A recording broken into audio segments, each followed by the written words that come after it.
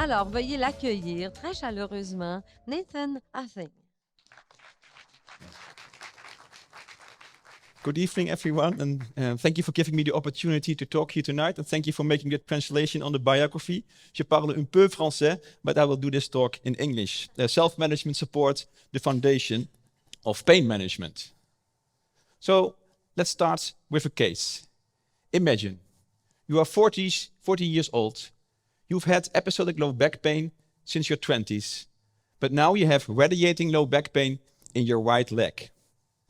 You have difficulties with activities in your daily life, especially in seating positions, which affect your ability to drive your car and to work. The complaints are still present after 2.5 years. And you are diagnosed with severe degenerative changes of your lumbar spine and might even need surgery. What does that mean to you? I give a few examples. It could mean that you need to deal with pain and disability on a daily basis. You cannot participate in all the activities you like anymore. You need to deal with frustrations and emotions, and you need to deal with misunderstanding from others. You also need to find a way to accept your complaints, and you might need to use medication and to adjust your lifestyle. You also need to make decisions about your work, about your health, about treatment approaches, about your family, about your social life. And you need to work together with healthcare professionals. Basically, you need to find a way to deal with your condition. And a lot more. So dealing with persistent pain is challenging. And this was only one case. But musculo-skeletal pain conditions are the leading contributor to disability worldwide. So globally, many people suffer from musculo-skeletal pain conditions. Self-management is considered an important component in the management and treatment of these musculo-skeletal pain conditions. And I give you one of the various definitions of self-management, which is interventions that aim to equip patients with skills that allow them to actively participate in and take responsibility for managing their persistent condition so they can function optimally. Although considered important, people with musculoskeletal pain conditions find it difficult to manage their condition, and self-management is perceived as challenging. Therefore, healthcare providers should support people with musculoskeletal pain condition to manage their condition and to obtain the appropriate self-management skills. However, research found that healthcare providers find it difficult to integrate self-management support into their clinical practice. Moreover, they provide patient education rather than self-management support. And they insufficiently address psychosocial factors and general self-management skills. Also, it was found that healthcare professionals have needs with regard to providing self-management support, including the need for skills, knowledge, and tools. A few years ago, we wrote this article promoting the use of self-management strategies for people with persistent musculoskeletal disorders, the role of physical therapists. In this article, we included this statement. Physical therapists should use a self-management approach to individualized physical therapy treatment for people with persistent musculoskeletal disorders whenever possible. I strongly believe that this is always possible. So in every patient, we should use such an approach. Moreover, this should not only be done by physical therapists, but all healthcare professionals should use such a self-management approach to individualized treatment of patients with musculoskeletal conditions.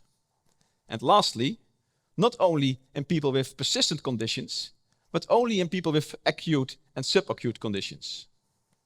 To support clinicians to better integrate self-management support in clinical practice, we recently published this paper about integrating person-centered care in musculoskeletal practice.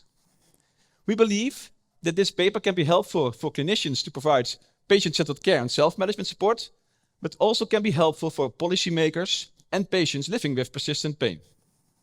In this article, we present a framework for person-centered care. This framework consists of three main themes: the biopsychosocial understanding of the person's experience, person-focused communication, and supported self-management. The framework also consists of three phases: the identification and goal-setting phase, the coaching to self-management phase, and an evaluation phase. Building the therapeutic relationship is an overarching theme that waves through all the phases and all the key themes of the framework. We also present the self-management identification tool in this article. This identification tool can be used in all the phases of the framework. So it can be used in the identification phase, it can be used in the coaching to self-management phase, and it can be used in the evaluation phase. And basically, the tool has three components. In orange, you see important determinants of behavior. So healthcare providers can support people in their behavior change. So they should focus on attitude, self-efficacy, social influence, knowledge, and skills. And in blue, you see some specific topics that you can address with your patients. You can see if they have needs about these topics. You can address these in the coaching phase, and you can evaluate these same topics. For example, setting agendas and priorities, having a healthy lifestyle, work participation, dealing with emotions, acceptance, etc. But most importantly are the topics in the blue circles. Because, as I told you, healthcare providers do not sufficiently address those general self-management skills. And you see these general self-management skills here on the screen in the purple circles. So it's about problem-solving skills like obtaining support, working together, goal setting, action planning, monitoring changes, self-tailoring, making decisions, and using resources.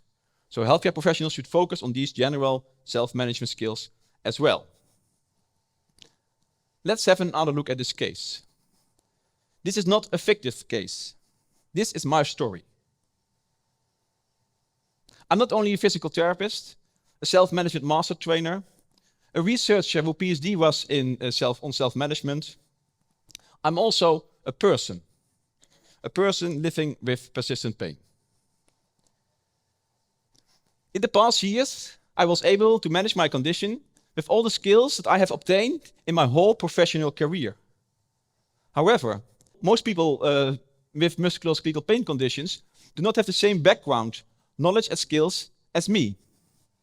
Therefore, it's important that all healthcare providers support people with musculo-skeletal pain conditions in obtaining these very important self-management skills. I hope that the developed framework can support healthcare providers to better integrate self-management support into their clinical practice. Because as healthcare providers, we should do a better job. And I hope that patients feel better equipped to actively manage their condition and to fully participate in society. Thank you.